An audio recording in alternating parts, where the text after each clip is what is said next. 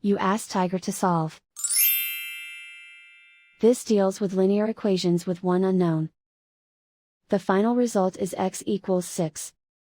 Let's solve it step by step. Group all constants on the right side of the equation. Subtract 5 from both sides. Simplify the arithmetic.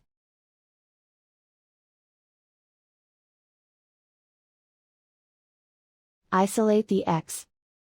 Divide both sides by 2. Simplify the fraction.